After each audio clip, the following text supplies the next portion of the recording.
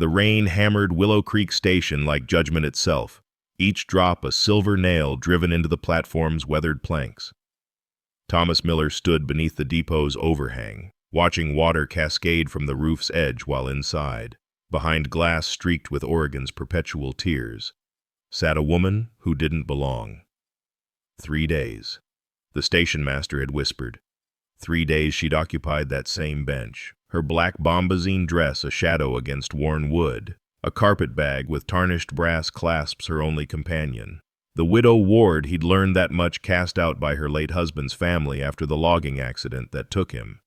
Thomas observed her through the window's distortion, watched her pale fingers trace columns in a ledger book, calculating something on a slate with the precision of one who understood numbers' cruel honesty.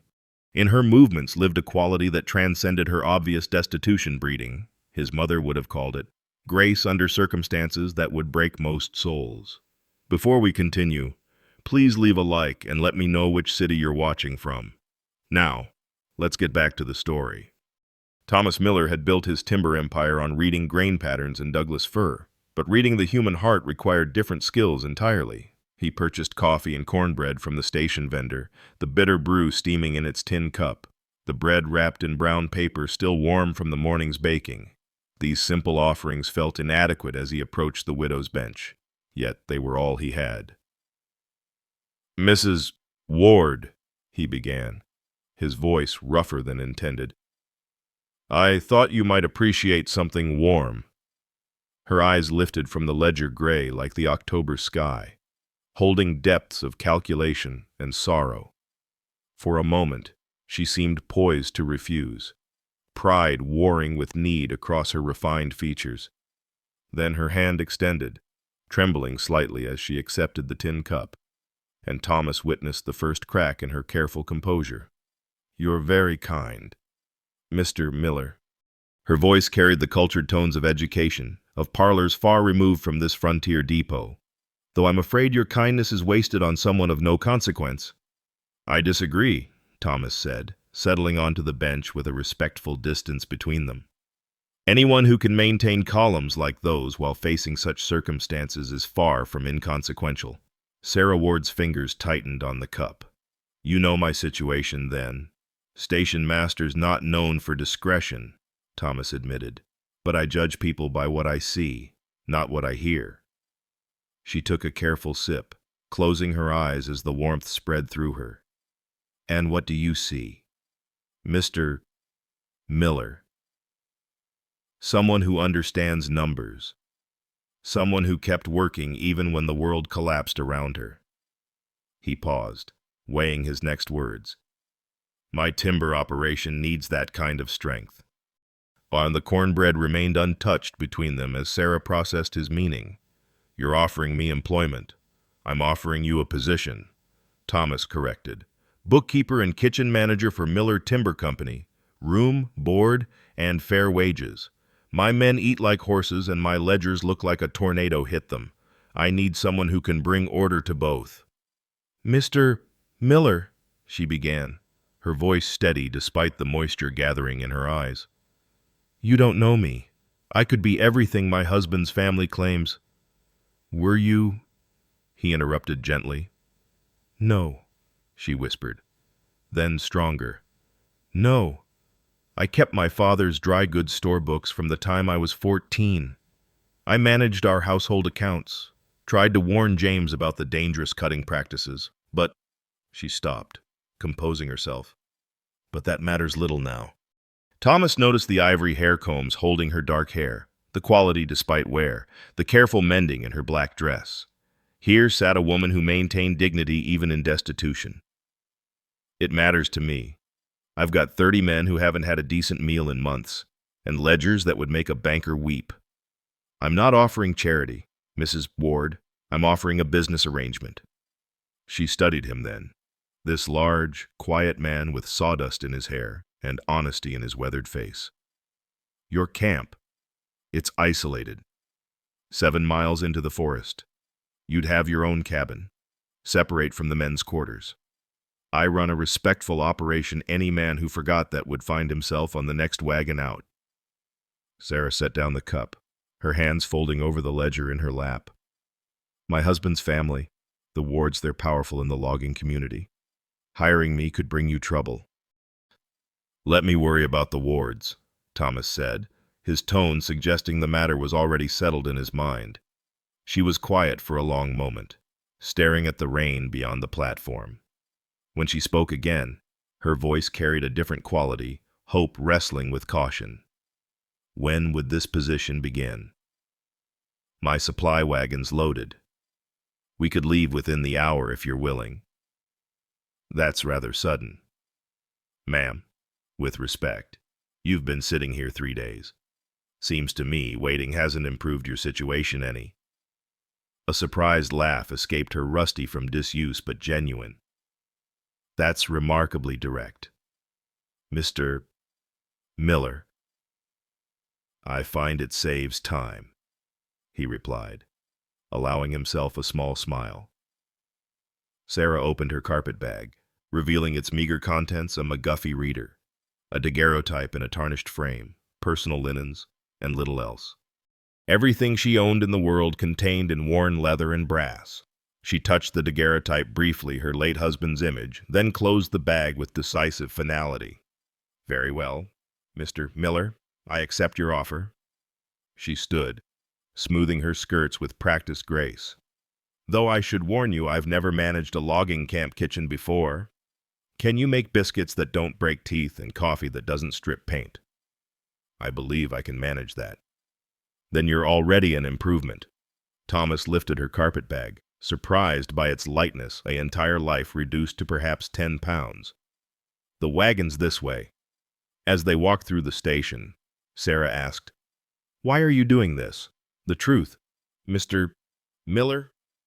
Thomas considered her question as they reached his wagon, setting her bag carefully among the supplies. Because I know what it's like to be alone, he said finally. And because something tells me you're exactly what Miller Timber needs. He offered his hand to help her onto the wagon seat, and after a moment's hesitation, she accepted. Her fingers were cold despite the coffee, but her grip was firm.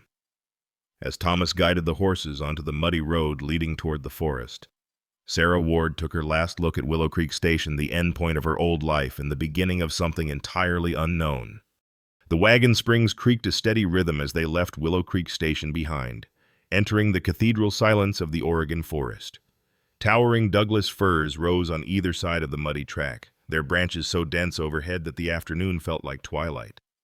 Sarah Ward pulled her holland shawl tighter around her shoulders, the blue wool one of the few fine things she'd managed to keep. The rain had stopped, but moisture dripped steadily from the canopy above, each drop sounding like a clock marking time toward her uncertain future. Thomas Miller handled the leather reins with practiced ease, his Stetson hat tilted against the occasional shower of droplets from overhanging branches. For the first mile, neither spoke, the forest imposing its own reverent quiet, broken only by the horses' steady breathing and the wagon wheels churning through mud. Your first time in timber country? Thomas finally asked, glancing at her sideways. James, my late husband, kept me in town. He said the camps were no place for a proper woman. Sarah's voice carried a bitter edge. Though, apparently neither was his family's home after he died. The Wards run a large operation north of here, Thomas observed carefully. Your husband was Cyrus Ward's son. His youngest, the disappointment. According to Cyrus, James chose to work the cutting crews instead of managing from an office. He wanted to prove himself. She paused, her fingers worrying the frayed edge of her shawl. Pride killed him as surely as the widowmaker that fell on him. Thomas knew widowmakers well, dead branches hanging precariously in the canopy, waiting to drop on the unwary. Every logger feared them. I'm sorry for your loss. Don't be, Sarah said with surprising firmness. I mourned the man James could have been, not the man he was. Is that terrible to say? It's honest, Thomas replied. That's worth more than pretty words. They passed a moss-covered structure collapsed beside the road, its chimney standing like a gravestone among blackberry vines. Sarah studied the abandoned homestead, seeing broken dreams in its rotted timbers. How many fail out here? More than succeed, Thomas admitted. The forest doesn't forgive poor planning or wishful thinking. My father learned that the hard way. He started your operation. Started it, built it, then tried to expand too fast. Took contracts he couldn't fill, borrowed against future harvests that never materialized. Thomas's jaw tightened.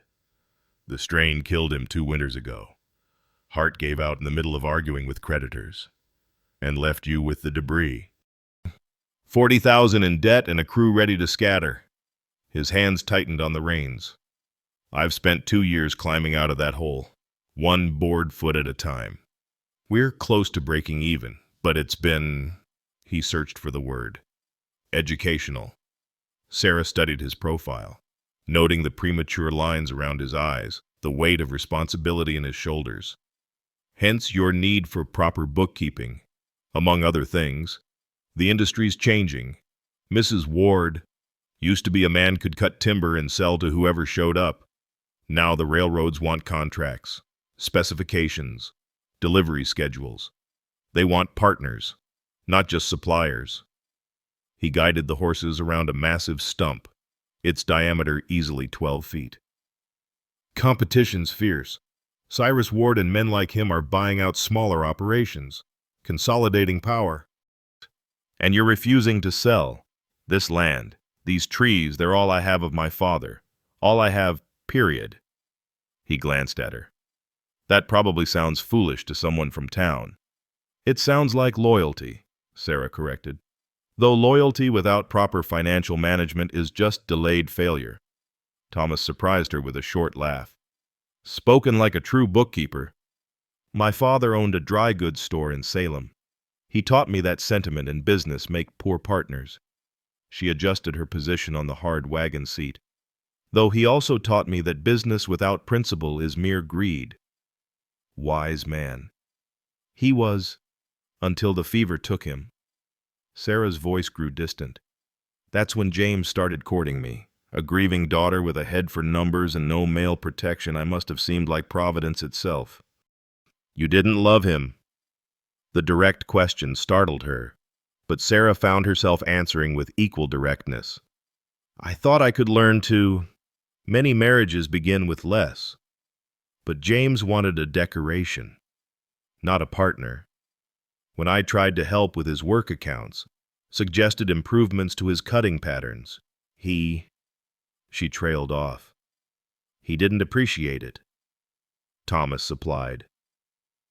That's a gentle way of putting it. Sarah touched her left wrist absently, and Thomas noticed the gesture, filing it away.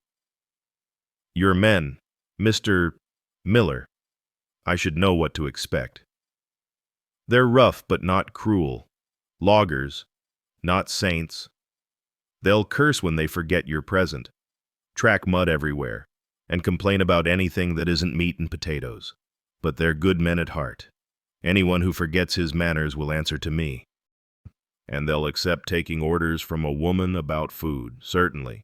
But the bookkeeping, they'll accept it because I tell them to. After that, you'll earn their respect the same way anyone does, through competence. He slowed the horses as they approached a steep descent. Though, fair warning, my foreman, Samuel, might test you. He's been handling the books himself, badly. I see. And he won't appreciate being displaced.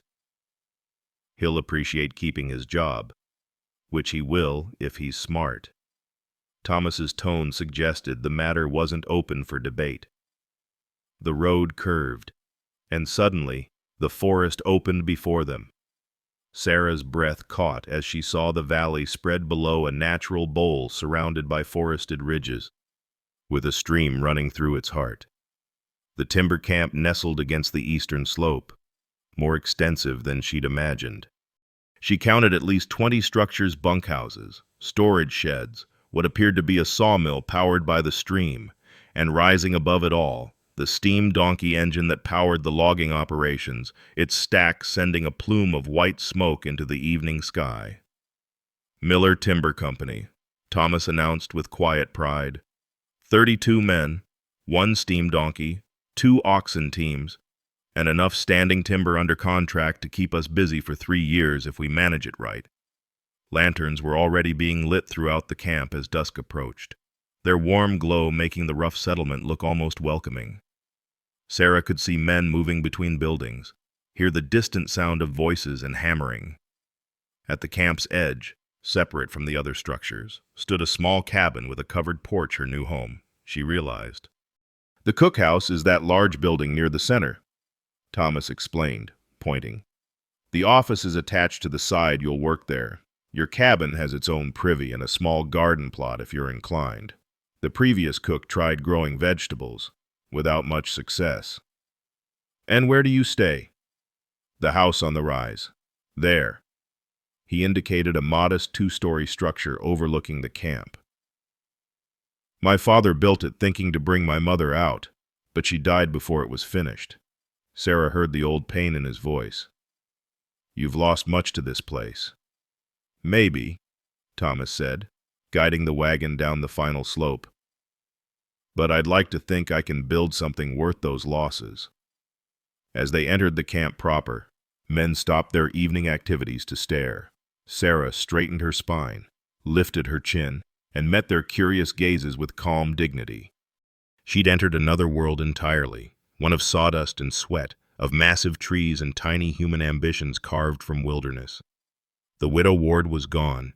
In her place sat Sarah, bookkeeper and cook for Miller Timber Company, ready to prove herself once again in a world that demanded she earn every scrap of respect. Thomas pulled the wagon to a stop in front of her cabin. "Welcome to Cedar Ridge, Mrs. Ward. May you find what you're looking for here." Looking at the rough camp spreading before her, the honest work and simple purpose it represented, Sarah thought perhaps she already had. Sarah Ward's first morning at Miller Timber Company began in darkness, 3 hours before dawn. She'd barely slept in the unfamiliar cabin, every sound in the forest keeping her alert: the hoot of owls, the rustle of creatures in the underbrush, the distant crash of a falling branch. By 4 o'clock, she'd given up on rest and lit her kerosene lamp, its tin reflector casting harsh shadows as she dressed in her simplest calico work dress. The cookhouse stood silent and cold when she entered, the massive cast-iron stove a black monument to her inexperience. But Sarah had learned long ago that competence began with organization.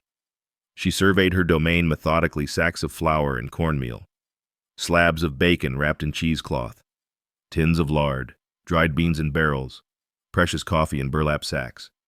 The previous cook had left chaos supplies scattered without system, some spoiling in damp corners while others sat forgotten on high shelves.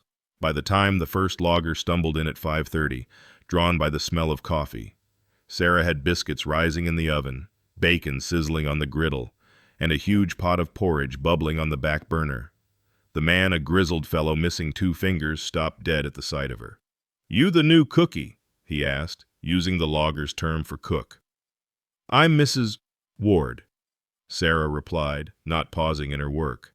"And breakfast will be ready in 15 minutes. Please tell the others." Word spread quickly.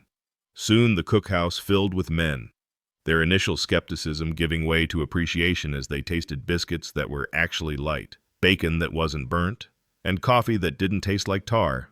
Sarah moved efficiently between tables, refilling plates and cups, noting which men thanked her and which took the food as their due. "Been 6 months since we had biscuits that didn't double as hammerheads," one young logger said, his mouth full. "Mind your manners, Patterson," the older man beside him warned, glancing at Sarah. "There's a lady present." Sarah suppressed a smile. Establishing her position would take time, but food was a universal language, and she'd just earned her first victory. After breakfast, she left the dishes soaking and made her way to the office attached to the cookhouse's eastern wall. Thomas had warned her about the state of the books, but nothing had prepared her for the reality. The desk was buried under loose papers, receipts, partially filled ledgers with pages torn out, and what appeared to be 3 different attempts at tracking the same information. She pulled out the wooden chair, its seat worn smooth by use, and began creating order from chaos. The bound ledgers with marbled edges were quality items, completely at odds with the disaster inscribed within them. Sarah opened a fresh pot of ink, selected a steel pen nib that wasn't bent, and started transcribing the information properly. Within an hour, patterns emerged that made her stomach tighten. The same supplies appeared multiple times with different costs. Deliveries that should have contained 50 pounds of nails showed 30 in one ledger, 40 in another, and 25 actually distributed to the work crews. Coffee purchased at 12 cents a pound was recorded at 15 cents. Small discrepancies, but they added up over months. Finding everything you need. Sarah looked up to find a man in the doorway. Samuel, she presumed. The foreman was thick-set with shrewd eyes and hands that looked too soft for a lifetime of logging work. Indeed, Sarah replied coolly. Though I'm curious about these variations in supply costs. Samuel entered uninvited, looming over her desk. Prices fluctuate. Nature of business out here. Curious how they only fluctuate upward, Sarah observed, returning to her work. And how our suppliers' receipts show different numbers than what's recorded. His face darkened. You calling me a thief? I'm calling these numbers incorrect. She met his gaze steadily. Whether through error or intent, I'll leave Mr. Miller to determine. Miller trusts me. Been here since his father's time. Then you'll welcome accurate bookkeeping that proves your trustworthiness. Sarah pulled out a fresh ledger. I'll need you to verify all supply deliveries with me going forward. Together, we can ensure every penny is accounted for. Samuel's jaw worked like he was chewing something bitter. You think you're clever, coming in here, telling men how to run a business we've managed for years? I think I'm doing exactly what Mr. Miller hired me to do. Sarah dipped her pen in ink. Now, shall we review the current lumber inventory? Or would you prefer to explain to Mr. Miller why you're preventing me from completing my work? For a moment, she thought he might do something foolish. Then he turned on his heel and stalked out, the door banging behind him. Sarah allowed herself a small breath of relief before returning to the ledgers. She'd made an enemy, but she'd also drawn a clear line. The morning flew by as she worked, creating a new system based on what she'd learned in her father's store. Each transaction would be recorded in 3 places: the daily log, the category ledger, and the master account book. Cross-referencing would make embezzlement nearly impossible. She'd barely noticed noon approaching when the lunch bell rang. Back to the kitchen, where she served a simple but filling meal of beans, salt pork, and cornbread. The men ate quickly, eager to return to work, but several nodded their appreciation. Progress. The afternoon brought a different challenge. As she reviewed the contracts with mills and railroads, Sarah realized Miller Timber was undervaluing its product. They sold all lumber at the same rate, regardless of quality. But she'd noticed that morning how some logs were clear, straight grain, while others had knots and defects. Her father had taught her that differentiation created value. By evening, when Thomas finally entered the office, Sarah had covered his desk with papers arranged in precise columns. She stood at the window, watching the sun set through the trees, flour indeed dusting her cheek from dinner preparation, her hair escaping its pins from the day's exertions. Mrs. Ward, Thomas began, then stopped. The kerosene ceiling lamp cast a warm glow over her work, and he could see immediately that something fundamental had changed. Order had replaced chaos. Mr. Miller, she said, turning to face him, we need to discuss your books. That bad? Worse. She moved to the desk, her finger tracking columns of figures. You've been losing approximately $200 monthly to inflated supply costs. Your foreman has been recording purchases at rates 15 to 20% above actual cost. Thomas's face hardened. You're certain? I have the receipts to prove it. She pulled out a folder she'd organized. But that's not your biggest problem. You're selling premium lumber for the same price as standard grade. Look here. She showed him the contracts. The railroad wants quality ties that won't rot. You're providing them, but charging the same as every other outfit selling inferior wood. We sell what we cut. Exactly. But you could cut strategically. Sarah pulled out another paper where she'd sketched a grading system. Grade A clear, Straight grain for premium contracts, grade B minor defects, still structural for standard construction, grade C knotted or defective for rough construction or pulp. Price them accordingly, and your revenue increases by at least 30% without cutting a single extra tree. Thomas stared at the figures, his mind racing through the implications. This would change everything. Your father built this company on volume, Sarah said gently. But the market's changed. Quality pays now, not just quantity. And Samuel needs to be watched or replaced. Though I'd suggest watched, he knows your operations, and despite his theft, the crews respect him. Make him understand his position depends on honest accounting going forward. Thomas studied her. This woman who'd transformed his disaster of an office in a single day. You caught all this since this morning.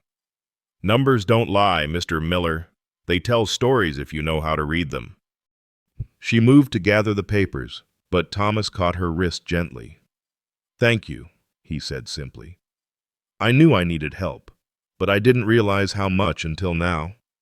Sarah looked down at his hand on her wrist, rough, calloused, but surprisingly gentle. Different from James's grip, which had left bruises. It's what you hired me for. No, Thomas said, releasing her but maintaining eye contact. I hired you for basic bookkeeping and cooking.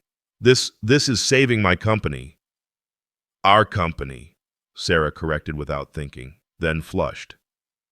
That is, I like the sound of that. Thomas interrupted softly. Our company. You've earned the right to say it. The moment stretched between them, the lamp flickering as the wick needed trimming. Finally, Sarah stepped back, brushing the flour from her cheek. I should prepare supper. The men will be hungry. They're always hungry, Thomas agreed, but his eyes remained on her. Mrs. Ward Sarah, I want you to know your position here is secure. Whatever Samuel or anyone else might say or do, you have my complete support. That means more than you know, she admitted. As she returned to the kitchen, Thomas remained in the office, studying her carefully organized papers. In one day, she'd identified problems he'd sensed but couldn't define, created solutions he'd never have imagined. But more than that, she'd said, our company, with a conviction that suggested she saw a future here, perhaps the same future that was taking shape in his own mind. Through the window. He watched her in the kitchen, efficiently directing the young man who helped with dishes, her movements purposeful and graceful despite her obvious exhaustion. She'd brought more than order to his book, she'd brought possibility to a life he'd resigned to mere survival.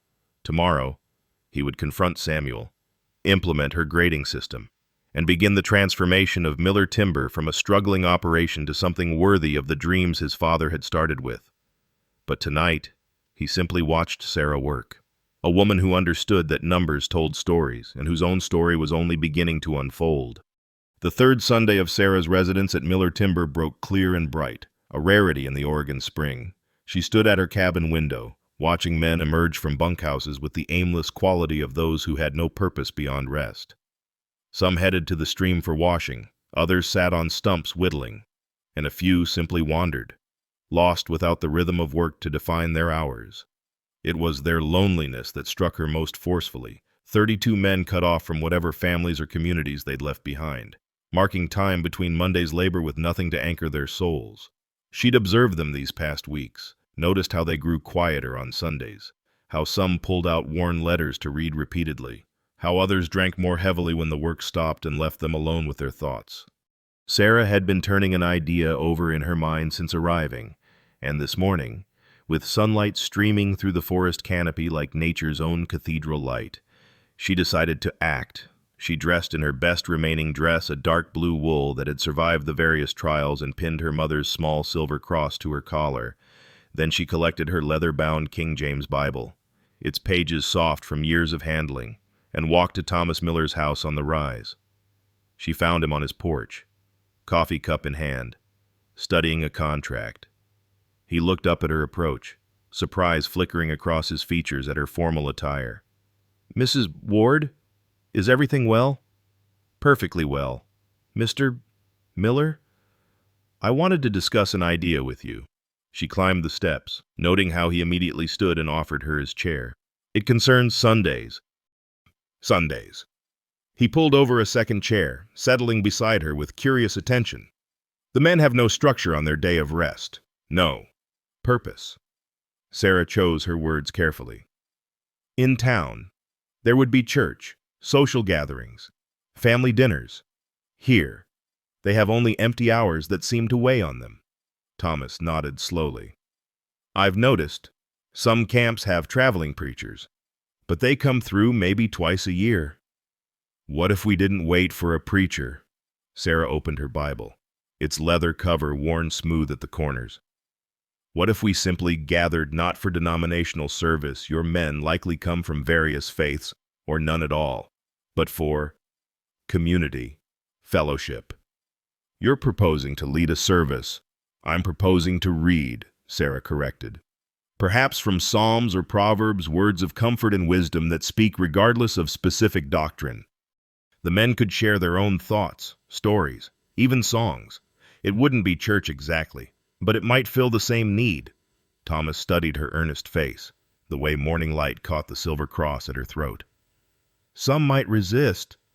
Loggers aren't known for their piety. They're known for their hunger, Sarah countered. Not just for food, but for home, for belonging. I've seen it in their eyes when they watch me hang washing or tend the small garden. They're starved for the ordinary graces of civilized life. And you think Sunday gatherings would provide that? I think it's worth attempting. We could use the mess hall after the noon meal. Keep it voluntary, no man required to attend. If it fails, we've lost nothing but an afternoon. Thomas was quiet for a long moment, sipping his coffee. My mother used to read scripture on Sundays, he said finally. Even when we were far from any church, she said faith wasn't about buildings, but about gathered hearts. Your mother sounds wise. She was. He set down his cup decisively. Very well, we'll announce it at dinner. Though I should warn you, getting loggers to sit still for scripture might be like herding cats. Sarah smiled. Then we'll see how persuasive the 23rd Psalm can be. The announcement at the noon meal met with mixed reactions. Some men looked skeptical, others uncomfortable, but a surprising number seemed interested. Old Scotty, the camp's eldest logger at 63, spoke up first. Been too long since I heard the good book read proper, he said, his Scottish accent thick. I'll come, missus. Ain't been to church since I left Ohio, another added. Might be nice to remember what it felt like, Samuel the foreman snorted. Grown men don't need fairy tales. Then don't come, Thomas said mildly. As Mrs. Ward said, it's voluntary. By 2 o'clock, when Sarah entered the mess hall carrying her Bible and a pot of fresh coffee, she found 18 men waiting. They'd arranged themselves awkwardly on benches, some still wearing their work clothes, while others had put on their Sunday suspenders, their best shirts. The sight of these rough men making an effort toward propriety touched her deeply. Thomas had brought his harmonica, she noticed, though he kept it in his pocket for now. Someone had even attempted to sweep the floor, though sawdust still clung to the corners. Gentlemen, Sarah began, standing at the front of the room where sunlight streamed through the windows. Thank you for coming. I thought we might begin with a reading, then perhaps share whatever thoughts or stories move us. She opened her Bible to the Psalms, the pages falling naturally to a well-worn passage. As she began to read, her clear voice carrying through the room, she watched the men's faces transform. Hats came off one by one, rough hands folding them nervously.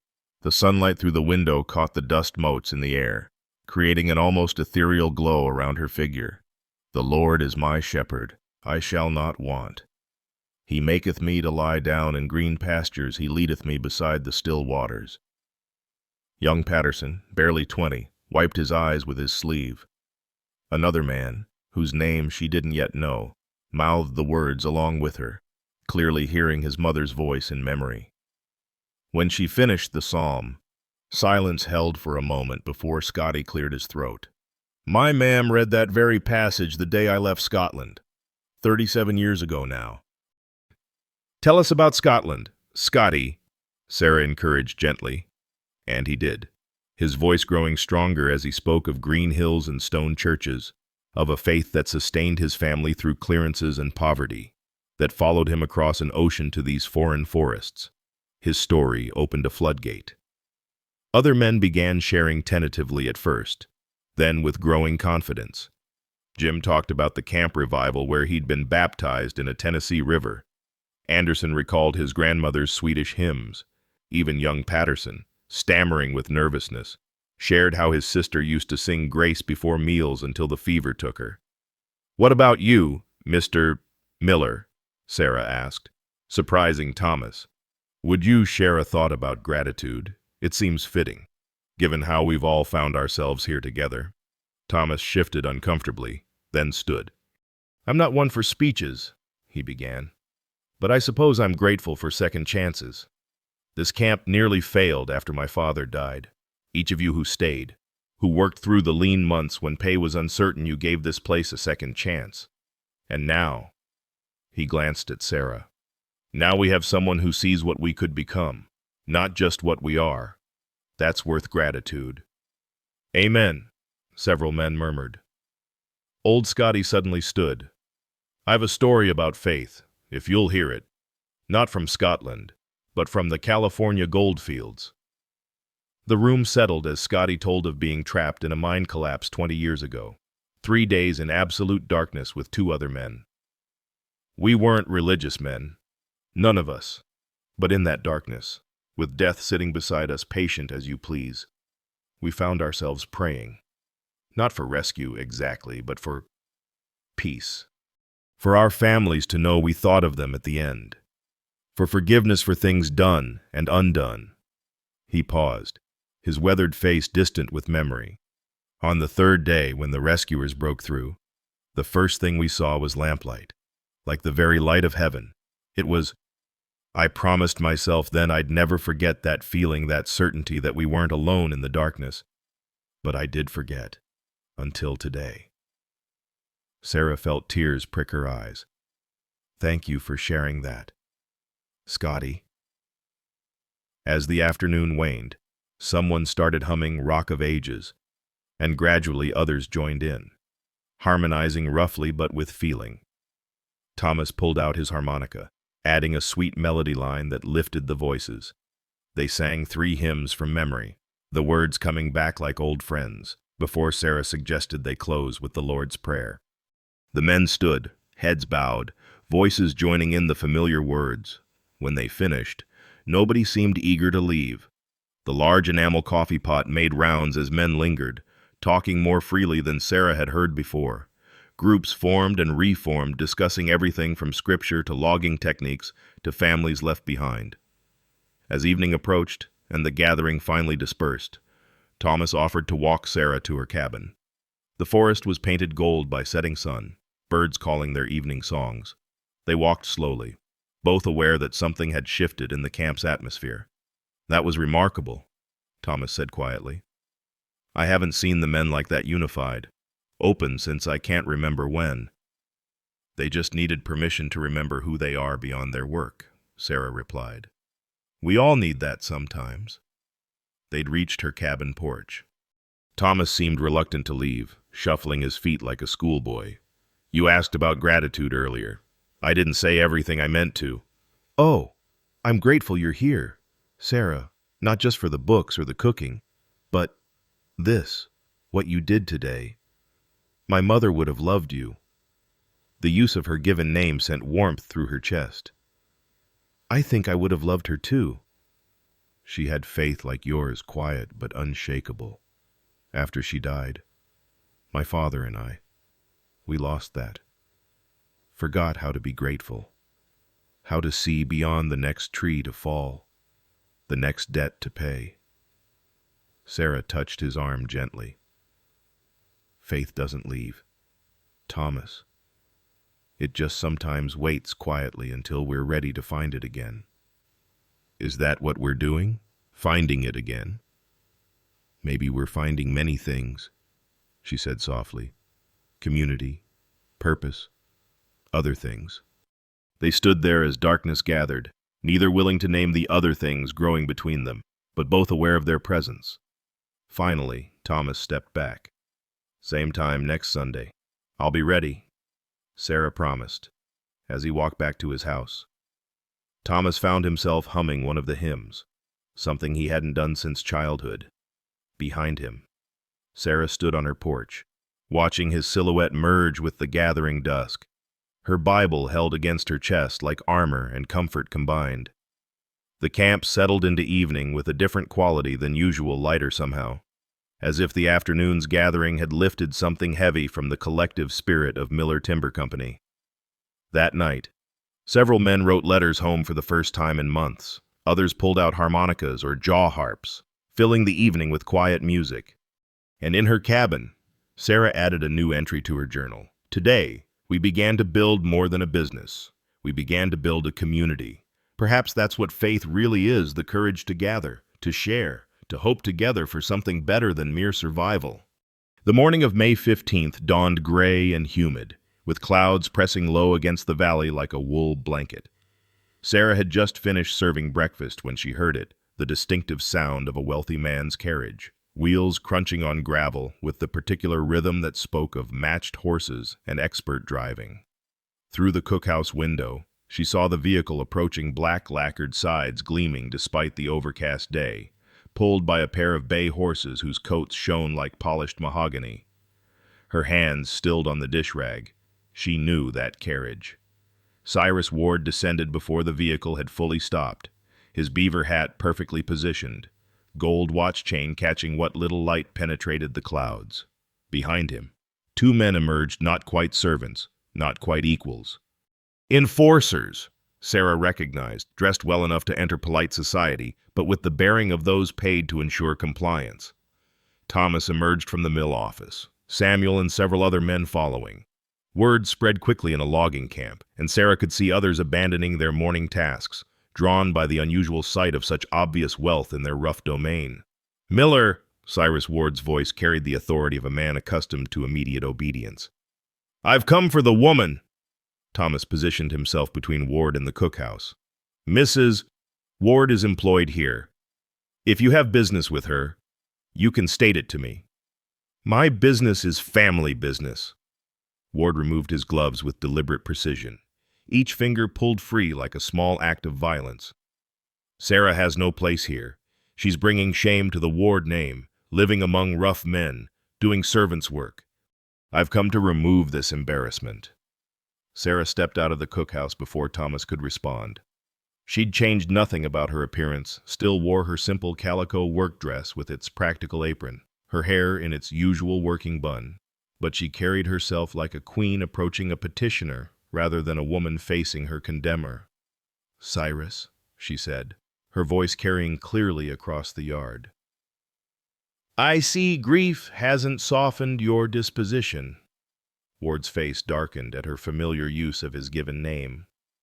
"You will address me as Mr. Ward. You forfeited family privileges when you killed my son." A collective intake of breath ran through the gathered men. Thomas took a step forward, but Sarah raised her hand slightly, stopping him. "I killed no one," she said evenly. "James died because you pushed him to prove himself through dangerous cutting practices. Every widowmaker that fell, he was trying to meet your impossible quotas, trying to earn the approval you dangled like bait but never granted.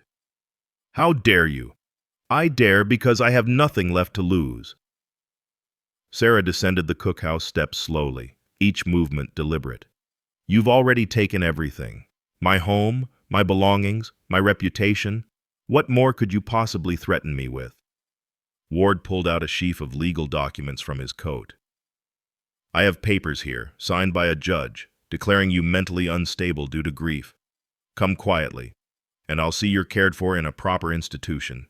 Resist, and my men will assist your compliance." The two enforcers stepped forward, but found their path blocked. Thomas stood directly in front of Sarah now, and without any visible signal. The lumber crew had formed a loose semicircle around them. Scotty held a PV hook casually but meaningfully. Patterson and Anderson flanked Thomas. their expressions making clear that city muscle would find no easy victory here. "Mrs. Ward is under my protection," Thomas said, his voice low but carrying the kind of threat that came from absolute certainty. "She's sound of mind, valuable to this operation, and welcome here. Your papers mean nothing on my land." "Your land," Ward laughed, an ugly sound. "Boy, I could buy your entire operation with what I spend on cigars in a year. Don't test me." "Then buy it," Thomas challenged. "Make an offer." Ward's eyes glittered. 40,000. Cash. More than this mudhole is worth. Not for sale. 50,000. "Mr. Ward?" Sarah interrupted, stepping around Thomas despite his attempt to keep her behind him. "Before you continue making offers you can't honor, perhaps we should discuss the Patterson account." Ward went very still. "What?" "The Patterson Timber Holdings account, the one you've been embezzling from for 3 years. Sarah's voice remained conversational, as if discussing weather. $22,000, systematically transferred to your personal accounts through falsified shipping manifests. I have copies of the original documents. You're lying. Am I? Shall we discuss the Riverside Mill contract then? The one where you reported 60,000 board feet delivered but only shipped 40,000. Or perhaps the municipal building fund you've been skimming." Sarah pulled a small notebook from her apron pocket. "I kept copies of everything. Cyrus, James wasn't the only one who brought work home. I saw it all, documented it all." "Your books are as cooked as a Christmas goose." Ward's face had progressed from red to purple. "Those are private business matters. You had no right. I had every right. I was James's wife, part of the Ward family business whether you acknowledged it or not." Sarah stepped closer, close enough that she could smell his expensive cologne fighting with the honest scent of sawdust and pine. "Here's what's going to happen. Cyrus, you're going to leave. You're going to forget I exist. And you're going to never darken this camp with your shadow again. Or I send those documents to the Railroad Commission, the Timber Association, and the federal prosecutor in Portland." She tilted her head slightly. "How long do you think your empire would last under that kind of scrutiny?" The silence stretched like a held breath. Around them, the lumber crew stood ready, not understanding the specifics but recognizing the shape of a woman standing her ground against a powerful man. Ward's enforcers looked uncertain, clearly unprepared for resistance of this magnitude. Finally, Ward spoke, his voice strained. "You wouldn't dare. You'd be destroying your husband's legacy." "James's legacy was fear and failure," Sarah replied. "I owe him nothing. But I'll make you a bargain. Cyrus, you leave me in peace, and I'll leave you to your schemes. Continue to harass me, and I'll bring your entire house of cards tumbling down. Your choice." Ward's jaw worked as if chewing glass. His gaze swept the assembled men, reading their loyalty to this woman who fed them, who gathered them for Sunday fellowship, who had brought order to their rough world. He was outnumbered not just physically but morally, and he knew it. "This isn't over," he said finally. "Yes," Sarah said firmly. "It is."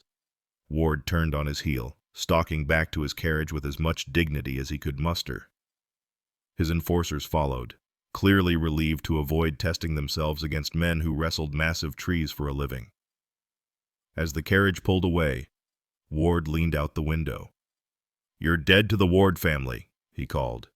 "Dead to decent society." "Good," Sarah called back. "I prefer the company I keep now."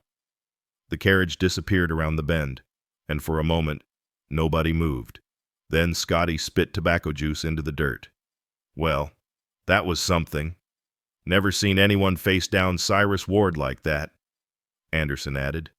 "Especially not a woman." "Mrs. Ward ain't just any woman," Patterson said with something approaching awe. Sarah suddenly felt her knees weaken, the confrontation's adrenaline abandoning her. Thomas caught her elbow, steadying her. "Inside," he said quietly. "You need to sit." He guided her into the cookhouse, settling her on a bench while someone she didn't see who pressed a cup of coffee into her hands. The men filed in after them. filling the space with their protective presence. "Is it true?" Thomas asked quietly. "About the documents?" Sarah nodded. "Every word. I started collecting evidence when I realized James would never stand up to his father. I thought perhaps I could protect him from the worst of it, but—" She trailed off. "You were protecting yourself," Thomas said with sudden understanding. "Insurance. A woman needs security." Sarah sipped the coffee, her hands finally steadying. "I never thought I'd have to use it. I hoped to just disappear. Start over." But Cyrus couldn't let even that small dignity stand. Samuel, who'd been silent throughout the confrontation, suddenly spoke. "You could have sold him out, taken money for your silence." "Blood money," Sarah said firmly. "I want none of it." The foreman studied her for a long moment, then nodded slowly. "You've got sand, Mrs. Ward. I'll give you that." Coming from Samuel, who'd resented her presence since her arrival, it was practically a declaration of allegiance. The other men murmured agreement, and Sarah realized something had fundamentally shifted. She was no longer an outsider working at the camp. She'd become one of them, part of the Miller timber family.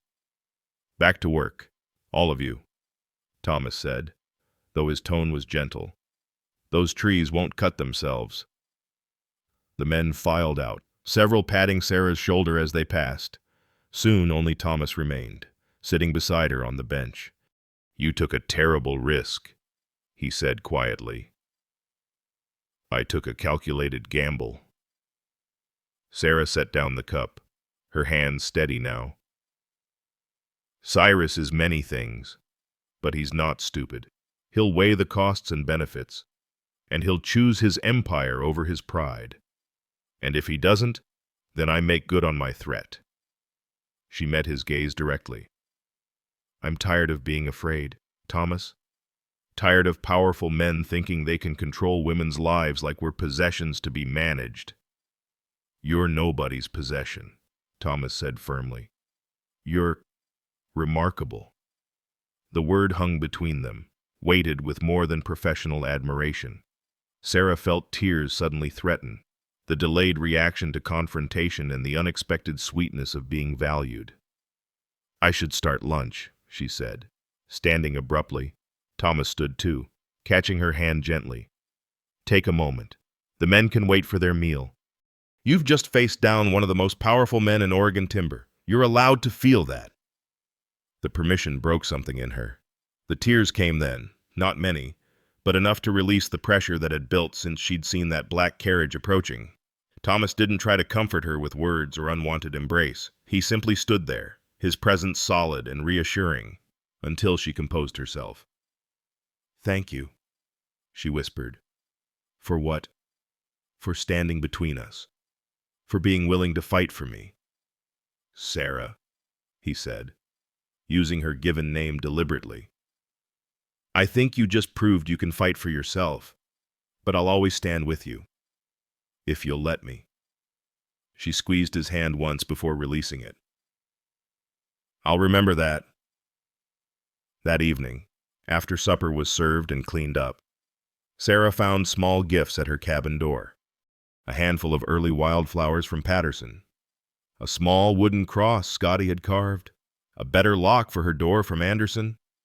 No words were exchanged, but the message was clear. She was protected here, valued here, home here.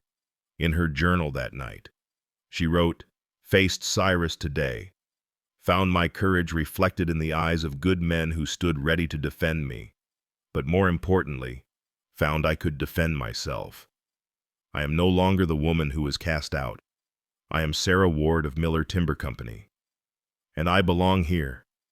Perhaps that's what family really is, not blood or law, but choice. These men, this place, Thomas, they've chosen me, and I choose them in return." Outside her window, she could hear the comforting sounds of the camp settling for the night, the distant ring of a hammer on metal, the low murmur of voices from the bunkhouses, the call of an owl in the forest. It was rough music, but it was hers now, earned through confrontation and courage, sealed with the solidarity of working men who recognized strength when they saw it. Tomorrow would bring its own challenges, work to be done, meals to prepare, books to balance. But tonight, Sarah Ward slept peacefully for the first time since her husband's death, knowing she'd finally found a place where she could stand her ground and win. The spring storm arrived without warning just after sunset, transforming the calm May evening into nature's percussion section. Rain hammered the tin roof of the office like determined fists, while wind set the glass chimney lamps flickering despite their shields. Sarah barely noticed at first, absorbed as she was in the complexities of the Northern Pacific Railroad contract spread across Thomas's desk. "They want delivery by September," she said, pencil moving across her calculations. 200,000 board feet of grade A ties. Specifications exactly matched. The penalty clauses are severe. Thomas leaned over her shoulder, close enough that she could smell the pine sawdust that clung perpetually to his clothes, mixed with the honest scent of hard work and soap. "Can we meet it? If we implement the grading system immediately, yes. But we'll need every man working at peak efficiency. No room for error." She turned slightly, finding his face closer than expected. "This contract could establish Miller Timber as a primary supplier. It's the opportunity you've been waiting for." Thunder crashed overhead, so sudden and violent that Sarah's pencil skittered across the page. The sound reverberated through the small office, rattling the windows in their frames. Sarah went rigid, her knuckles white where she gripped the desk edge. "Just thunder," Thomas said gently. But she didn't seem to hear him. Another crash, closer this time, and Sarah was no longer in the office. She was back in the small house she'd shared with James, listening to the storm that had sent him out into the night. He'd been drinking, angry about another confrontation with his father, determined to prove he could work in any conditions. She'd begged him not to go, but he'd shoved past her, saying things that could never be taken back. 3 hours later, they'd brought his body home, crushed beneath a massive Douglas fir that the wind had brought down. "Sarah." Thomas's voice seemed to come from very far away. "It was storming," she whispered, her eyes unfocused. "Just like this. Thunder and wind and rain beating against the windows. He insisted on going out. Said the crew needed supervision for the emergency cutting. Said a real man didn't hide from weather." Thomas moved carefully around the desk, pulling up a chair beside her. The wooden filing cabinet behind them groaned as the building swayed slightly in the wind. "He was drunk," Sarah continued, the words pouring out like water through a broken dam. "Angry. His father had humiliated him again that day, called him weak in front of the other foreman. James needed to prove something, to himself, to Cyrus, maybe to me. I tried to stop him." Her voice broke. "I grabbed his arm, and he struck me, backhanded me into the wall. Then he left, and I never saw him alive again." The lamp nearest them flickered wildly as wind found a gap in the window frame. Thomas pulled out his handkerchief, clean white cotton with his mother's embroidered initials in the corner, and offered it to her. Sarah took it with trembling fingers, their hands touching briefly over the ledger that still lay open between them. "The tree that killed him," she continued, dabbing at her eyes. "They said it was pure accident, wind and rain, unfortunate timing, but I knew better. He was out there reckless, impaired, trying to order men to cut in conditions no sane foreman would work in. Most refused. He tried to do it himself, to show them up." She laughed bitterly. "Cyrus blamed me, said I should have kept him home, kept him calm, as if anyone could control James when his pride was wounded. You carry no fault in his death," Thomas said firmly. "Don't I? I married him knowing I didn't love him. I stayed even when he proved cruel.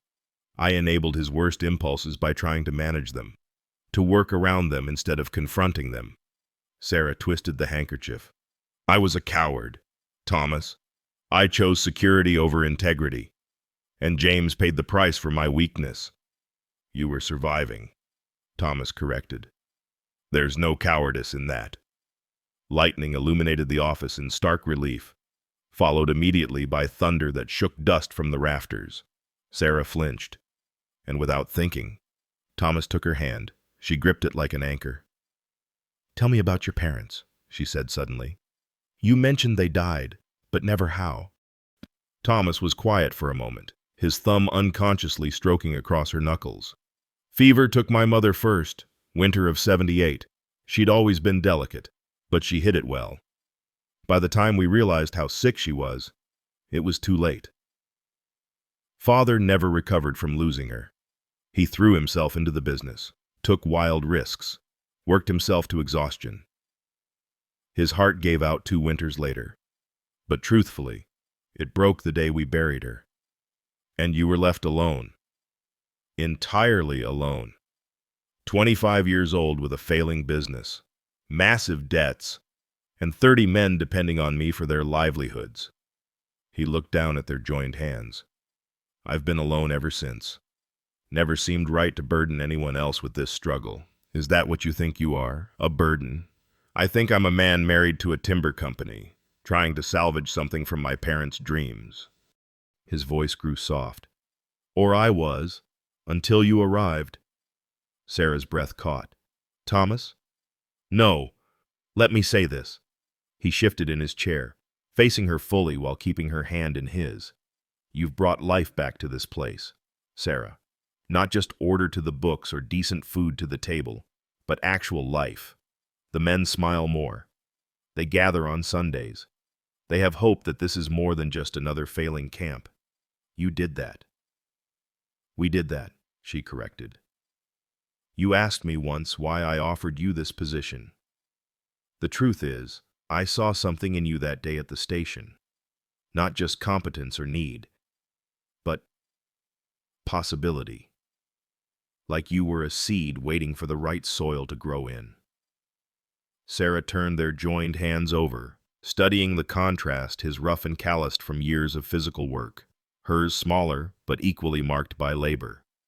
"I came here to hide," she admitted. "To disappear into the forest and let the world forget Sarah Ward ever existed. Instead, I found myself, the person I was meant to be before fear and propriety shaped me into something smaller." Thunder rolled overhead again, but this time Sarah didn't flinch. She was anchored here, in this moment, with this man who saw her truly. "I find myself thinking about you constantly," Thomas confessed. "During the day, I look for excuses to pass the cookhouse. In the evenings, I watch for your lamp in your cabin window. Sundays, when you read scripture, I barely hear the words because I'm memorizing the way the light catches your hair." "Thomas," Sarah whispered, her heart racing.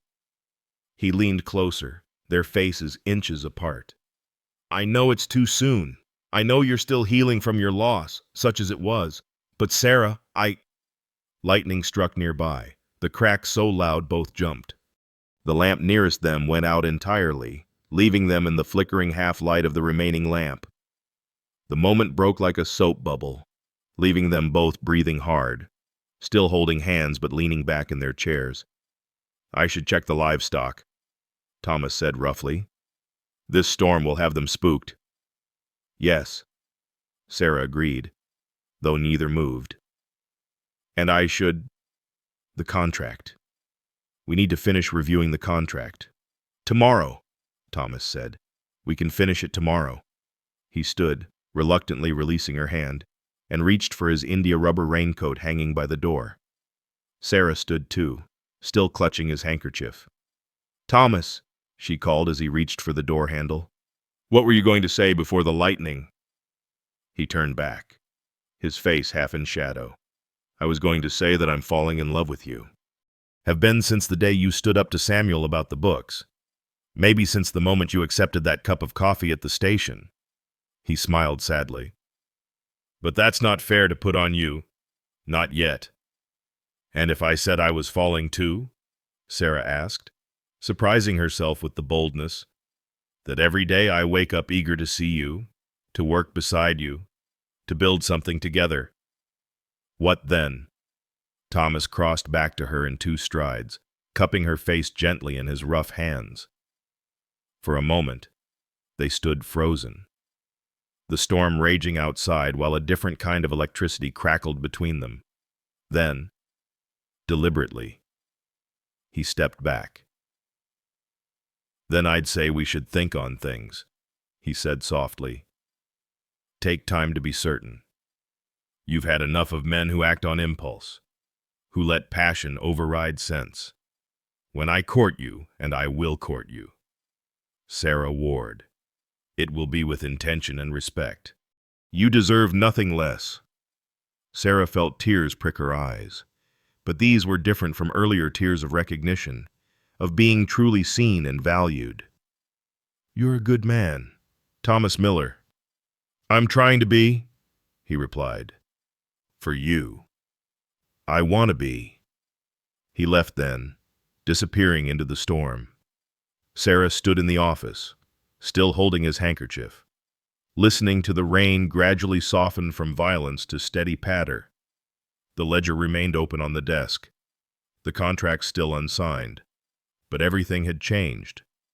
The storm had broken more than just the evening's heat.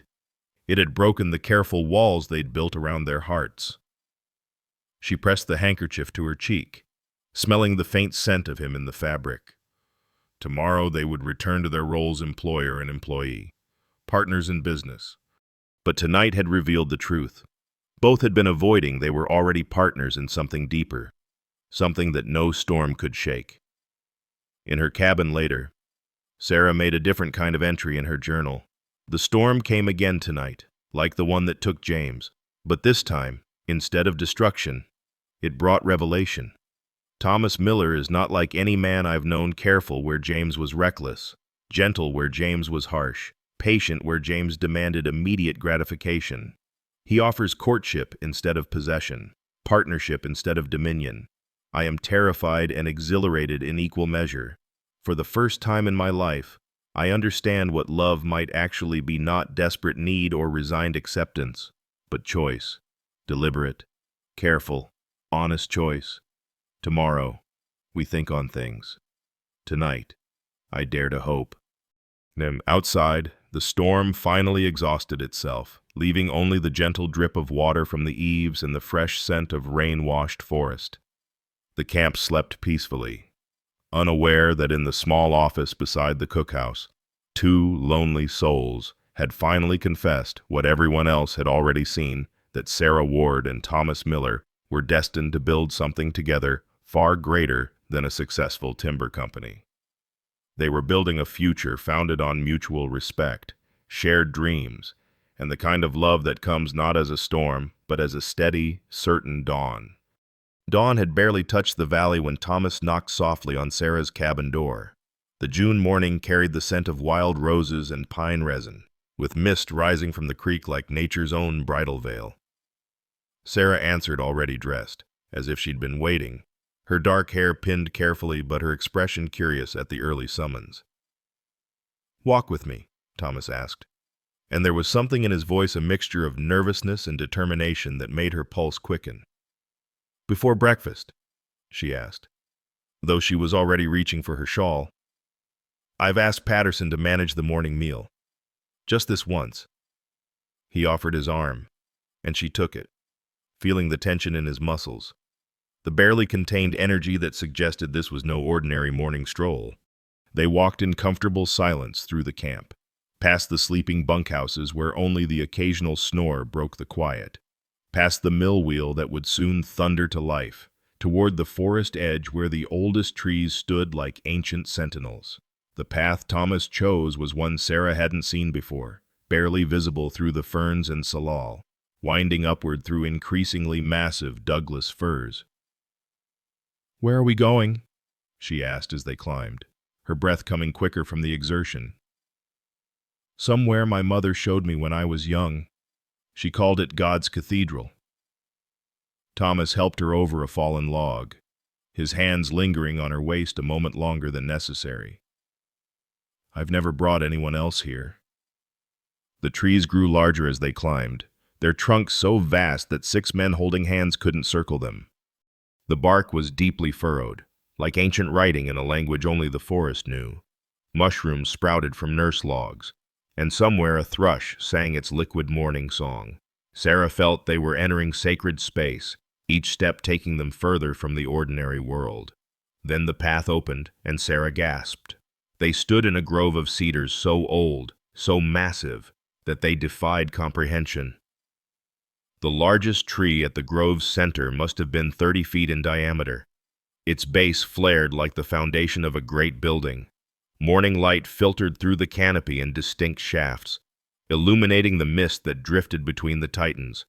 The very air felt different here, older, more patient, touched with the sacred. "Thomas," she breathed. "It's magnificent. My mother said these trees were here before Christ walked the earth. They'll be here long after we're gone." He led her to the largest cedar, where someone, his mother, she realized had long ago placed a simple wooden bench. "She brought me here when she knew she was dying. Told me that love was like these trees, it needed deep roots, patience, and faith in things unseen." Sarah sat on the bench, her hand touching the ancient bark reverently. "It feels like a church. The finest one I know."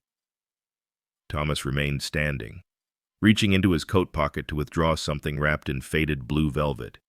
"Sarah, I need to say some things, and I need you to let me finish before you respond." She nodded, her heart hammering against her ribs. Thomas took a deep breath, then began. 6 months ago, I was drowning, not just in debt or work, but in loneliness so complete I'd forgotten what hope looked like. Then you arrived, carrying nothing but sorrow and a carpetbag, and everything changed. Not all at once, you're too subtle for that. But day by day, ledger by ledger, meal by meal, you brought order to chaos and light to darkness. He knelt before her, and Sarah's breath caught as he unwrapped the velvet to reveal a simple gold ring, worn smooth with age. "This was my mother's," he continued, his voice rough with emotion. "Her mother's before that. 4 generations of Miller women have worn this ring, all of them strong, all of them builders of something greater than themselves." He looked up at her, his eyes bright with unshed tears. "Sarah Ward, you've already proven yourself a partner in business. You've shown courage that humbles me, wisdom that guides me, and kindness that transforms everyone you touch. I'm asking now if you'll be my partner in everything. Will you marry me?" Sarah's own tears spilled over, but she held up her hand. "I need to say something too." Maynard Thomas's face fell slightly, but he waited. "I'll marry you, Thomas Miller," she said, and watched joy bloom across his features. "But on one condition." "Anything." "We build something lasting here. Not just a timber company, but a community. These men who've become our family, they need more than work and wages. Their children need education. Their families, when they bring them, need medical care." She took his face in her hands. "I want to build a school, a medical station. I want Miller Timber to be known not just for quality lumber, but for treating people with dignity." Thomas rose, pulling her up with him, the ring still clutched in his hand. "You want to build my mother's dream. She always said a business without heart was just organized greed. Then we build it together. Everything together." He slipped the ring onto her finger, the gold warm despite the morning chill. "Partners in all things." Sarah looked at the ring, simple and perfect, then at the man who offered it. "Yes," she said simply. "Yes, to all of it." Thomas pulled out his pocket knife and moved to the ancient cedar. "There's a tradition," he said, beginning to carve. "Lovers have been marking their promises on this tree for generations. Look." He pointed to other initials, some so old they'd nearly been absorbed back into the bark. Sarah watched as he carved T.M. plus S.W. into the living wood, his hands steady and sure. The morning light chose that moment to break fully through the canopy. illuminating them both in a shaft of golden radiance that felt like blessing. When he finished, Sarah traced the letters with her fingertip. "Now it's witnessed," Thomas said softly. "These trees that have stood for 2,000 years have seen our promise." "I need to add something," Sarah said, taking the knife. Below their initials, she carefully carved 1883 and then, after a moment's thought, added a small heart. "Perfect," Thomas whispered, then pulled her into his arms. Their kiss was gentle, reverent, as if they were sealing a covenant not just between themselves, but with the ancient grove itself.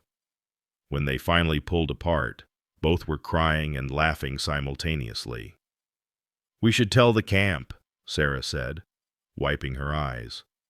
"They probably already know." Thomas replied with a grin. "Nothing stays secret there." They were halfway down the path when they heard it fiddle music drifting through the trees, accompanied by the squeeze of an accordion. Sarah and Thomas exchanged puzzled looks, then quickened their pace. As they emerged from the forest, they stopped in amazement. The entire camp had transformed. Wild flower bouquets hung from every doorway. Ribbons, where had they found ribbons, streamed from the porch posts. The mess hall doors stood open, revealing tables pushed back and lanterns hung despite the daylight, creating a festive atmosphere. Scotty stood on the cookhouse porch with his fiddle, grinning broadly. "About time you made it official," he called out. "We've been decorating since you left." "How did you—" Thomas started. "Boy, we've got eyes," Samuel interrupted, approaching with an extended hand. "Congratulations, boss. Mrs. Ward, you've made an honest man of him at last." The entire crew had gathered. Work abandoned for the morning. Patterson appeared with a jug that could only be homebrew cider, while Anderson had somehow procured a slightly dented accordion that wheezed cheerfully, if not entirely tunefully. Inside, someone called, and they found themselves swept into the mess hall, where more surprises awaited. Someone had constructed a makeshift altar from sawhorses and fresh-cut planks. A tablecloth suspiciously similar to someone's good shirt covered a table laden with breakfast foods arranged with unusual care. "Speech," the men called. "Let's hear from the couple." Thomas looked at Sarah, who nodded encouragingly. He cleared his throat. "Gentlemen, Mrs. Ward has agreed to become Mrs. Miller." The cheer that went up could probably be heard in the next valley. "But more than that," Thomas continued when the noise died down. "We're going to build something here together. Not just a business, but a real community. Mrs. Ward Sarah has plans for a school, a medical station. We want your families to join you here, to make Cedar Ridge a place to live, not just work." "When's the wedding?" young Patterson called out. Sarah stepped forward. "September, after the harvest season, and once we've fulfilled the railroad contract. We'll need everyone at full strength until then." "But that doesn't mean we can't celebrate today," Thomas added with a grin. Scotty struck up a lively reel on his fiddle, and suddenly the mess hall became a dance floor. The men clapped rhythm on tables and stomped their boots in time. Thomas looked at Sarah apologetically. "I don't really know how to dance," he admitted. "Then I'll teach you," she said, taking his hands. "It's just like managing timber. You need rhythm, balance, and trust in your partner." She guided him through the basic steps while the men cheered and offered conflicting advice. Thomas stepped on her feet twice, but Sarah just laughed, her face radiant with a joy he'd never seen before. Soon others joined in, creating their own interpretations of dancing that owed more to enthusiasm than skill. The celebration continued through the morning, with toasts made with coffee and cider, stories shared about other camp weddings, and increasingly elaborate plans suggested for the September ceremony. Old Scotty produced a small leather journal where he'd been keeping pressed flowers. "For my daughter, back in Scotland," he said gruffly, and offered them to Sarah for her wedding bouquet. As noon approached and the reality of work could no longer be ignored, Thomas called for attention once more. "Gentlemen, we've got a railroad contract to fulfill and a wedding to earn. Every board foot we cut brings us closer to both goals, but tonight, after supper, we continue celebrating. Scotty, keep that fiddle handy." As the men dispersed to their various duties, several stopped to shake Thomas's hand or offer Sarah their personal congratulations. Patterson, blushing furiously, presented Sarah with a small wooden box he'd carved. "For your wedding rings," he mumbled. "Made it from a piece of that old growth cedar. Seemed fitting." Sarah hugged him impulsively, causing the young man to turn even redder. When they were finally alone, standing on the cookhouse porch, Sarah and Thomas looked out over their domain, their camp, their people, their future. "No regrets?" Thomas asked softly. Sarah twisted the gold ring on her finger, watching it catch the light. "Only that your mother isn't here to see this." "She is," Thomas said with certainty. "In that grove, in this ring, in the dream we're building. She's here." That evening, long after the official celebration ended, Sarah sat in her cabin writing in her journal while the sound of Scotty's fiddle still drifted through the night air. "Today I was proposed to in a cathedral made by God rather than man, witnessed by trees that have seen the rise and fall of civilizations. Thomas offered not just marriage but partnership in its truest sense. We will build something magnificent here, not just a business but a beacon of what industry can be when it remembers humanity." The men celebrated as if we were their own family, because perhaps we are. "In September, I will become Mrs. Thomas Miller, but I am already home. Mother's ring fits perfectly, as if it was waiting for me all along. Perhaps it was. Perhaps all of this was every sorrow that came before was just clearing ground for this happiness to take root. Tomorrow we begin building our dreams in earnest. Tonight, I am simply, completely, utterly happy." Outside, the ancient forest stood witness to the small human dramas playing out in its shadow. Indifferent yet somehow blessing, as if the very trees recognized that here, finally, were humans who understood that building something lasting required more than taking from the land. It required giving back, creating community, planting seeds for forests and futures that would outlive them all. The echo of fiddle music and laughter drifted up to where the old growth cedars kept their patient vigil. Their carved initials, one more promise in a long history of promises, but this one, perhaps, designed to be kept. The circuit preacher arrived on a Thursday morning in September, his traveling Bible worn soft as deer hide from 20 years of frontier weddings, baptisms, and burials. Reverend Josiah Pike was a thin man made of wire and determination, his horse as weathered as himself, but when he smiled, his whole face transformed into something beatific. He'd married Thomas's parents 30 years ago and baptized Thomas himself in the creek that ran through the valley. "Never thought I'd see you take a bride, Thomas Miller," he said, dismounting stiffly. "Your mother would be dancing in heaven." The camp had been preparing for 3 days. Every surface that could be scrubbed had been, every piece of brass polished, every window cleaned until the glass seemed to disappear. The men had constructed an archway of pine boughs and late-blooming wild roses at the entrance to the cedar grove, and Patterson had spent hours arranging lanterns along the path, though the ceremony would be at midday. Sarah stood in her cabin that Saturday morning, wearing the single good dress she'd managed to acquire navy wool with pearl buttons that Anna Morrison, the seamstress from town, had altered to fit perfectly. Scotty's wife, Margaret, who'd arrived just the week before from Scotland, helped pin her hair with the ivory combs that had been her mother's. "You're radiant, lass," Margaret said in her thick brogue. "Thomas won't be able to speak when he sees you." Through the window, Sarah could see the entire population of Cedar Ridge gathering, not just the 32 loggers, but the families who'd begun to arrive over the summer, wives, children, even a few elderly parents. The Jacobson family had come down from their failing homestead to join the camp. The widow Chen and her 3 sons had arrived from Portland, where she'd heard a logging camp was welcoming to those willing to work regardless of origin. At precisely noon, Sarah emerged from her cabin to find Thomas waiting at the forest edge, wearing his father's wedding suit, altered to fit his broader shoulders. His face when he saw her was everything Margaret had predicted, struck speechless with wonder. The walk to the cedar grove had become a processional, Children scattered wildflowers from baskets, their faces serious with the importance of their task. The loggers stood in 2 lines, creating an aisle, their heads bare and expressions solemn. Someone had hung ribbons from the lower branches, and they fluttered like prayers in the gentle breeze. The ceremony itself was simple.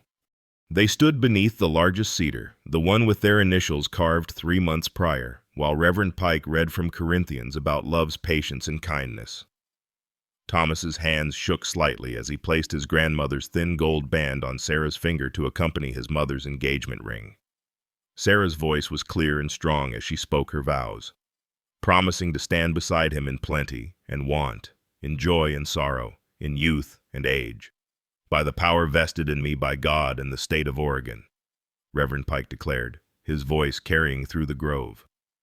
I pronounce you husband and wife. Thomas, you may kiss your bride.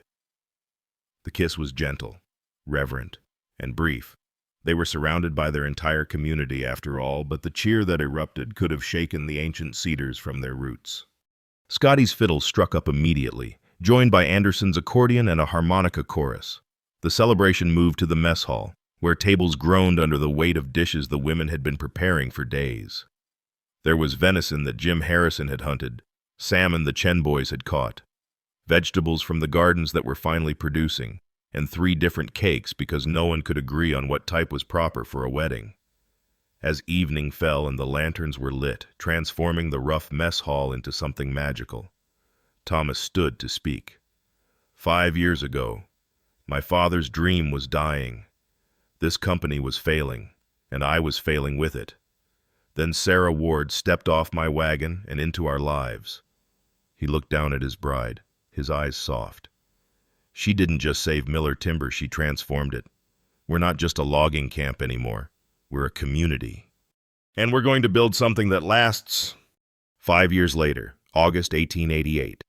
The morning sun caught the bell as Sarah rang it for the first time, its bronze voice carrying across the expanded settlement of Cedar Ridge.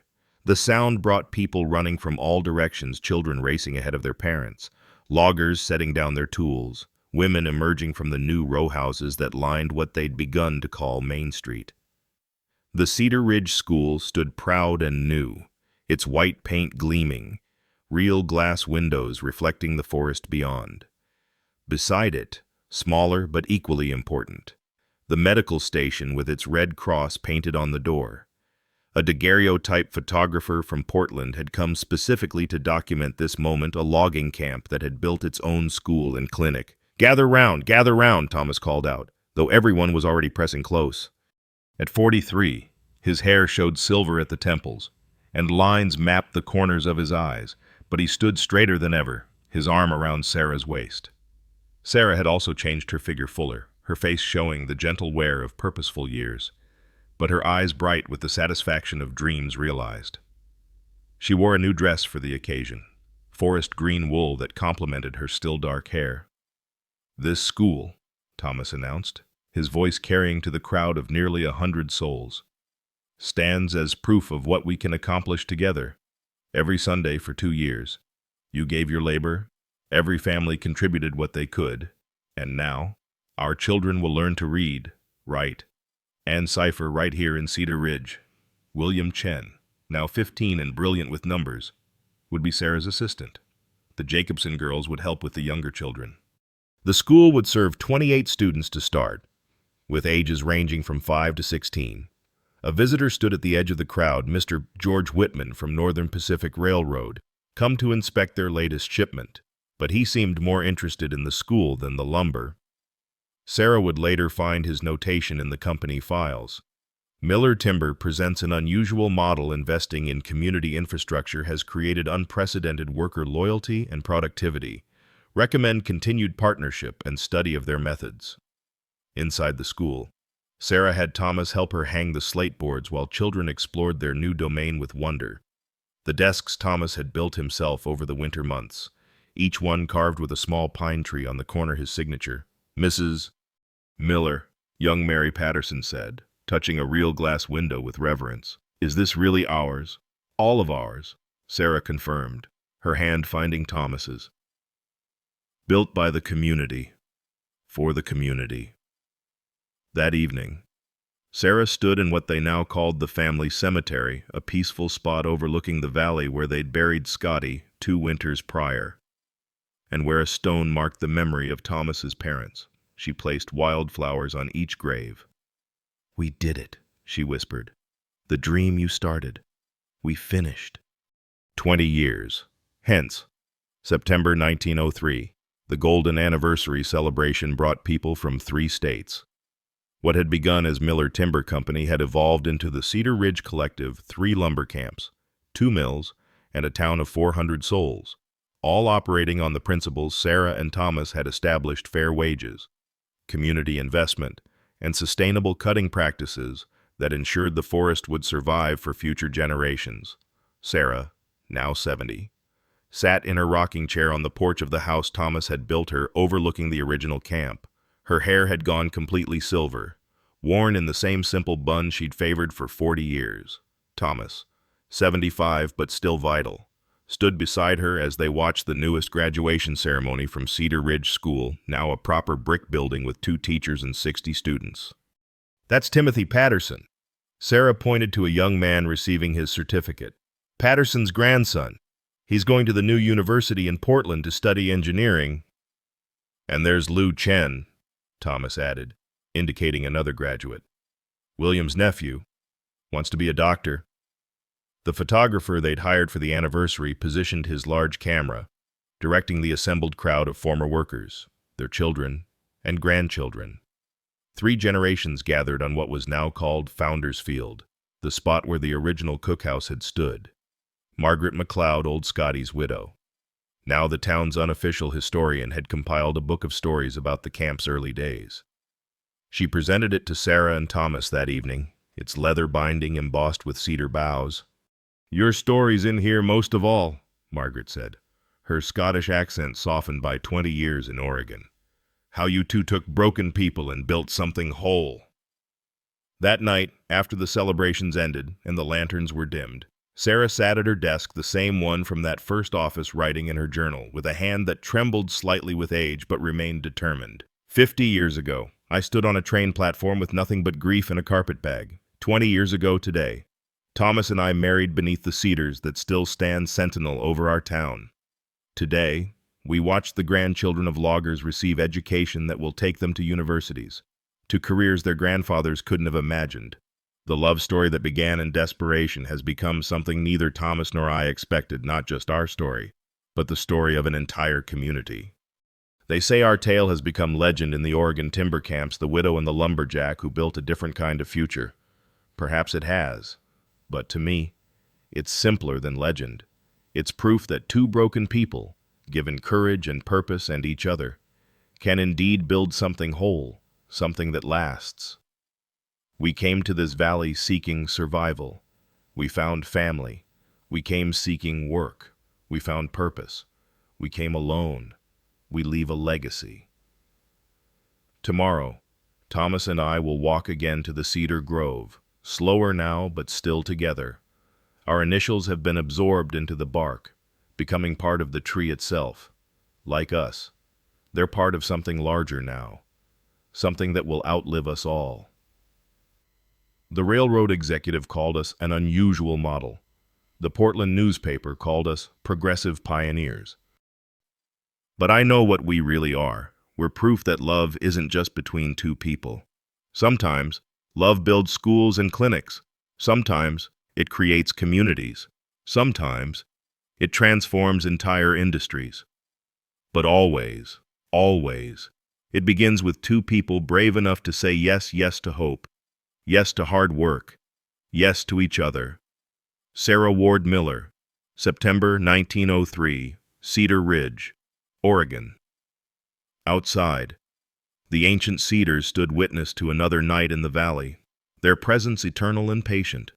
The carved initials from 20 years past had indeed been absorbed into the bark, but new ones had been added, dozens of them, as couples came to the grove to make their own promises. The tradition would continue long after Sarah and Thomas were gone, long after the last person who remembered them had passed, the trees holding all their stories in silent testimony. The school bell, forged from California mission bronze, would ring for another 100 years. The medical clinic would grow into Cedar Ridge Hospital. The sustainable logging practices would become the model for the entire Pacific Northwest. But all of it, every innovation, every institution, every tradition began with a widow at a train station and a lumberjack brave enough to offer her more than just a job. In the histories written about Oregon's logging industry, a footnote would always mention the unusual success of Miller Timber, how it thrived when others failed, how it treated workers as family when others treated them as equipment. Some would credit innovative business practices. Others would point to lucky timing with railroad contracts, but in Cedar Ridge, they knew the truth. It was love that built their town, not romantic love alone, though that was where it started, but the kind of love that sees potential in broken people and broken dreams, that builds schools because children deserve better, that creates communities because isolation kills the soul. The lumberjack and the widow. Their love story did indeed make history, carved not just in cedar bark, but in the lives of hundreds who found home in a valley where kindness rebuilt broken hearts, and every frontier became family. Friend, let me tell you what I learned from Sarah and Thomas's story, sitting here by lamplight as their words fade into memory. It's not really about timber or trains or even the frontier. It's about the families we choose when the ones were born to fail us. Sarah arrived at that station with nothing but grief. Yet she found gratitude in coffee from a stranger's hand. Thomas inherited debt and desperation, but discovered wealth in shared purpose. They teach us that gratitude isn't about having much, it's about recognizing the little mercies that appear when we're brave enough to see them. But here's what strikes me most. They didn't just save each other. They understood that real family extends beyond blood or marriage certificates. Those 32 rough men became brothers. The Sunday gatherings became church. The mess hall became home. When you choose to see broken people as family, you don't just change their story, you change history itself. Every school bell that rings in Cedar Ridge proclaims this truth. Love builds more than romance. It builds communities. It transforms industries. It creates legacies that outlast the lovers themselves. That's what family really is chosen, earned, built one meal, one kindness, one Sunday gathering at a time.